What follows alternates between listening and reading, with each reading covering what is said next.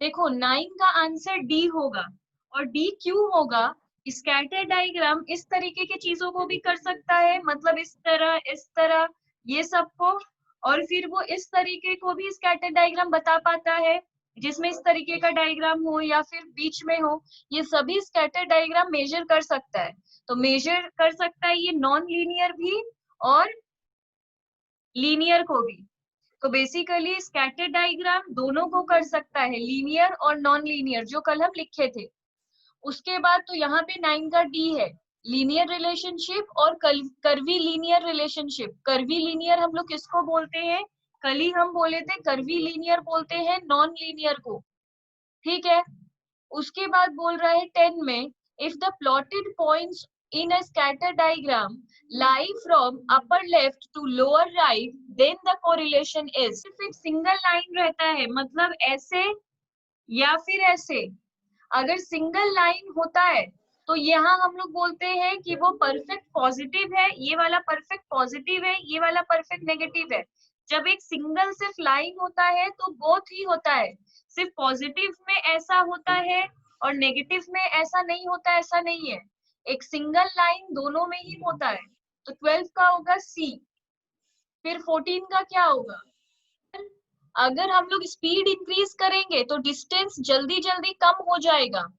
तो अगर हम लोग स्पीड इंक्रीज करेंगे तो डिस्टेंस तेजी से डिक्रीज होगा, क्योंकि हम लोग जल्दी कवर कर लेंगे। तो इसलिए नेगेटिव रिलेशनशिप है।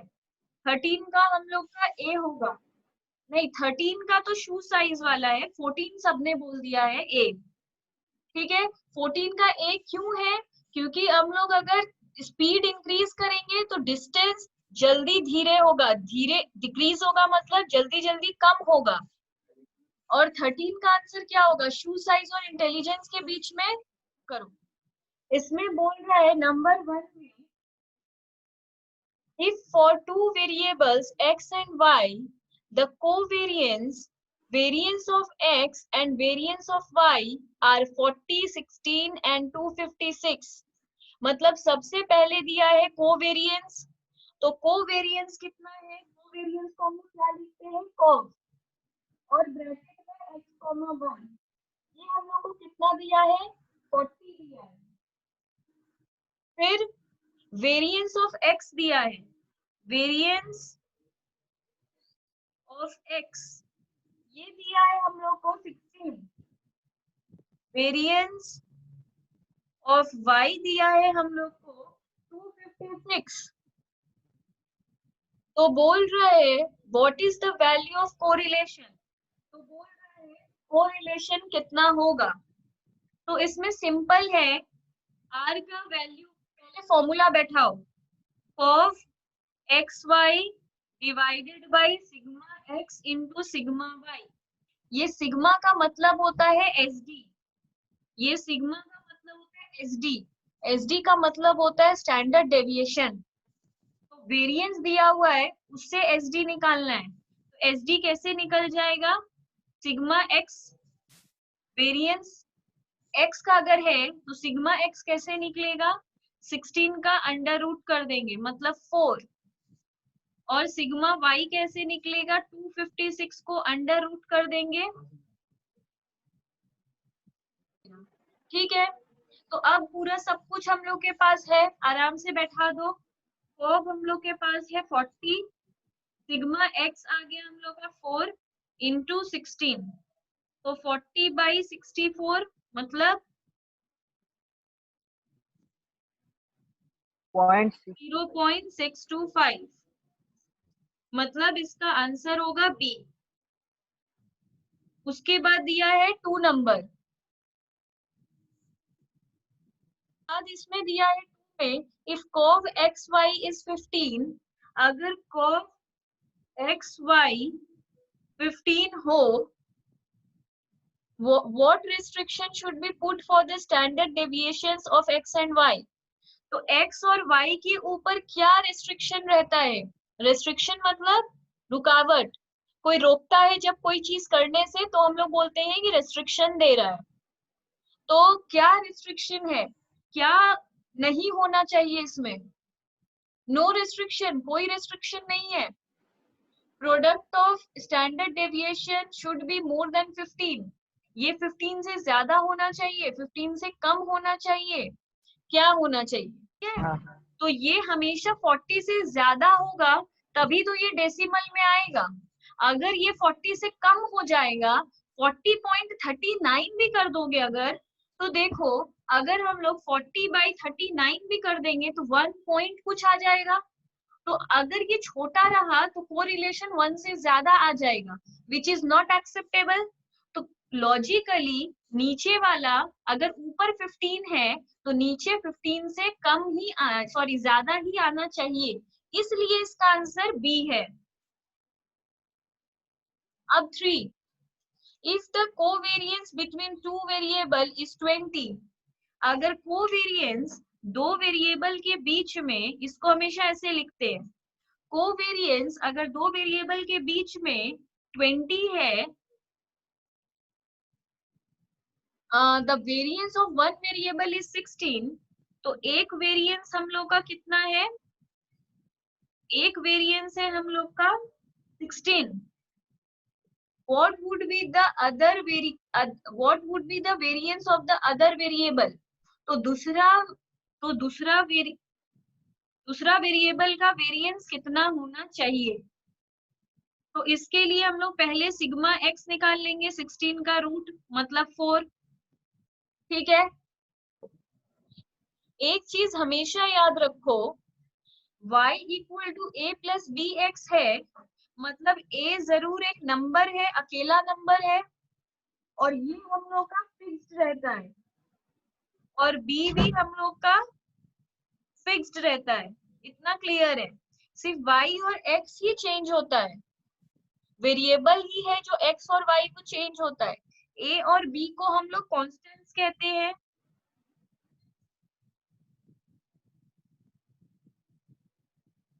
ठीक है ये बात। तो बोल रहा है कि what is the correlation between x and y, तो x और y के बीच में कैसा रिलेशनशिप होगा, तो यहाँ पे सिंपल आंसर होगा कुछ भी हो सकता है। ये देखकर हम कैसे बोलेंगे कि कैसा रिलेशनशिप है, मतलब पॉजिटिव, दो वेरिएबल के बीच में पॉजिटिव भी हो सकता है, नेगेटिव भी हो सकता है, जीरो कोरिलेशन भी हो सकता है। अभी हमको कैसे बोले कैसा रिलेशनशिप है, सिर्फ ऐसे देखकर, तो हम बोलेंगे कुछ भी, 1 भी -1 भी, जैसा बी रहेगा वैसा। तो बेसिकली इसका आंसर है सी, क्योंकि हमको नहीं पता कि कैसा रिलेशनशिप है। सिर्फ अगर कुछ नाम दे देता, स्पीड, डिस्टेंस, शू साइज और इंटेलिजेंस, तब तो हम लोग बता देते हैं कि शू साइज और इंटेलिजेंस में जीरो रिलेशनशिप है। अगर स्पीड और डिस्टेंस था तो नेगेटिव कोरिलेशन था, पर हम एक्स और वाई को देखकर कैसे बोलेंगे कैसा रिलेशनशिप है, या नाम तो लिखा हुआ है नहीं, इसलिए हमको नहीं पता कैसा रिलेशनशिप है। फिर नंबर 5 में हम लोग को बोल रहा है, if r equal to 0.6 then the coefficient of non-determination is, देखो फॉर्मूला लिख लो, coefficient of non-determination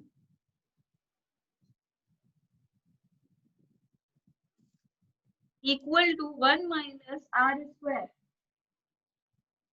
तो 1 minus 0.6 का स्क्वायर, तो 1 minus 0.6 into 0.6 that is 0.36,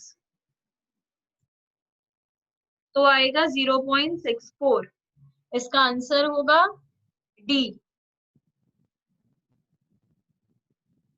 तो 5 का आंसर है डी।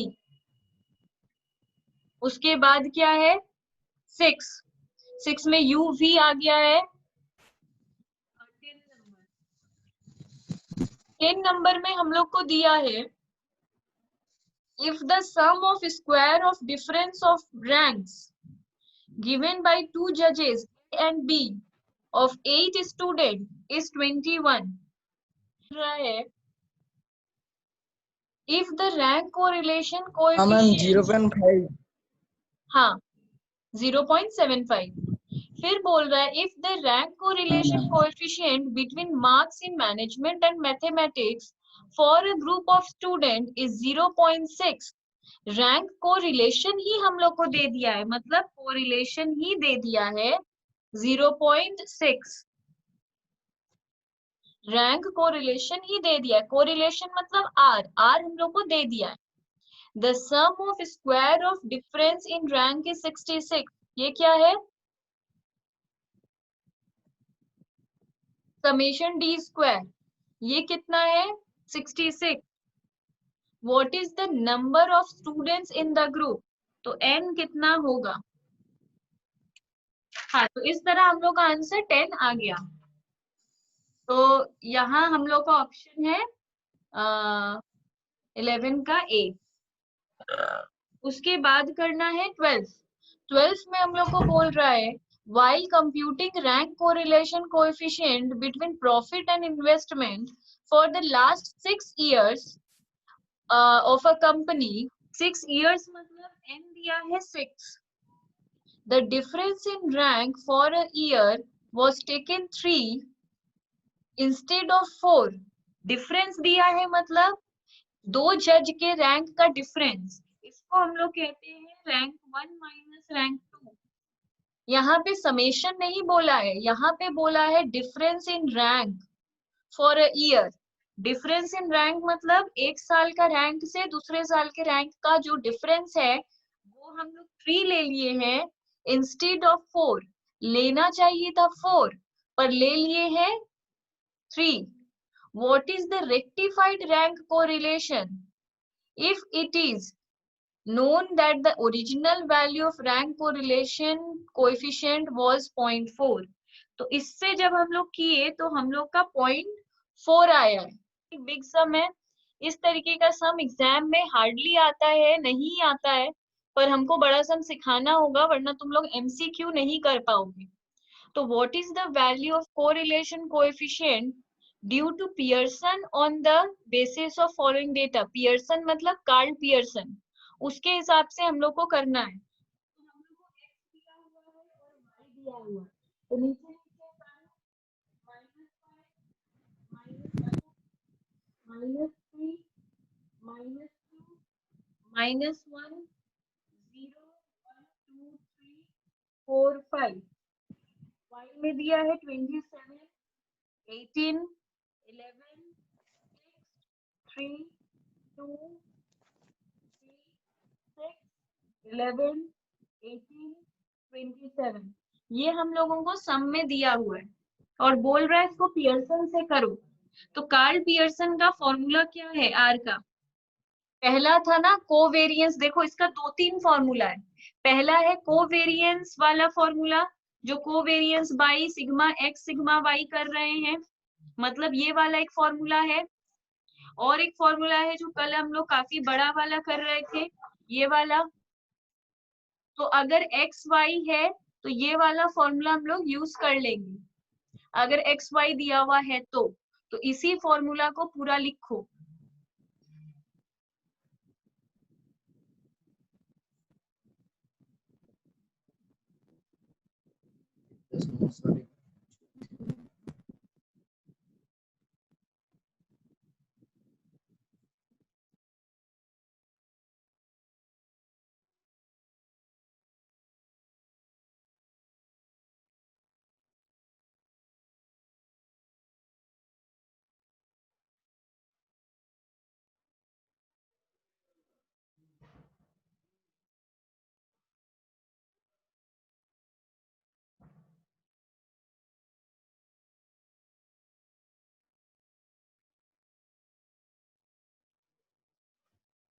ये हम लोग का फॉर्मूला है, फॉर्मूला लिखना पहले जरूरी है वरना सोच नहीं पाएंगे, ठीक है।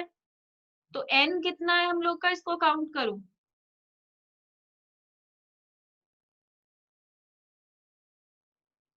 मैम 11 होगा n।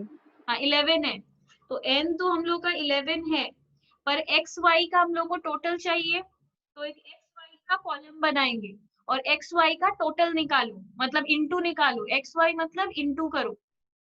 तो 27 इंटू 5 सारा कर लो,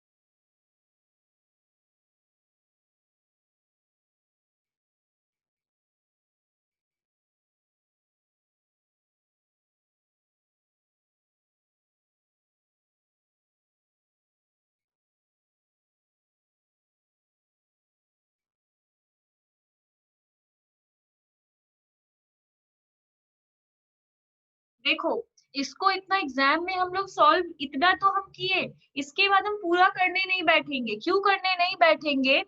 लॉजिकली देखो n हम लोग का 11 है, पर समेशन x क्या है 0, तो इन दोनों को अगर इंटू करेंगे तो 0 आ जाएगा, माइनस समेशन x क्या आ रहा है 0, तो 0 इंटू अभी कुछ भी करेंगे तो ये 0 आ जाएगा, मतलब ऊपर 0 है तो 0 डिवाइडेड बाई कुछ भी करेंगे तो 0 ही आएगा।